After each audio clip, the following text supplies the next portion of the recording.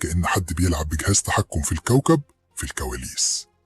في سلسلة من 6 حلقات هنعرف مين بيحرك العالم من ورا الستار، وسلاح ايه اللي بيخوف العلماء قبل البشر. تابعنا وهتفهم اللي محدش بيقوله. حضر فنجان القهوة الجميل ويلا بينا نبدأ الحلقة التانية. ازاي هارب ممكن يتحكم في المناخ والزلازل والاستمطار في الإمارات والدول العربية؟ نخش بقى على الغويط. ازاي برنامج بيبعت موجات في السماء يتحكم في الطقس؟ ده بالسؤال اللي بيخلي كل اللي شافوا فيلم 2012 اللي بيحصل باختصار إن هارب بيوجه موجات راديوية قوية جدا للأينوسفير، وده بيأثر على حركة الجزيئات والشحنات في الطبقة دي.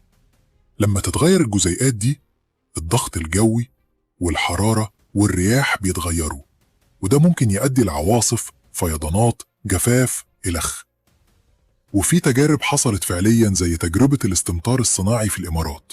والله الإمارات من الدول اللي استخدمت تقنيات لتغيير الطقس سواء بالاستمطار أو بتحفيز السحب، وده اتعمل فعلا ونجح رغم انهم بيستخدموا تقنيات مختلفة عن هارب. بس الفكرة واحدة، اتحكم في السماء.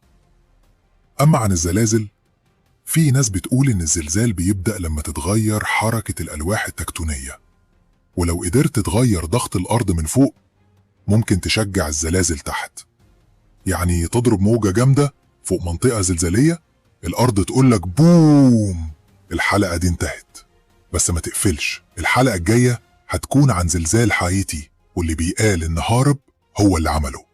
ما تنساش بقى يا نجم النجوم تعمل السبسكرايب وتعمل التعليق وتعمل اللايك الجميل. وانت يا نجمة نجوم الكوكب ما تنسانيش برضو عشان الحلقة الجاية ان شاء الله توصلكم بسرعة وهتبقى ضرب نار ان شاء الله. انتظرونا في الحلقات القادمة. سلام.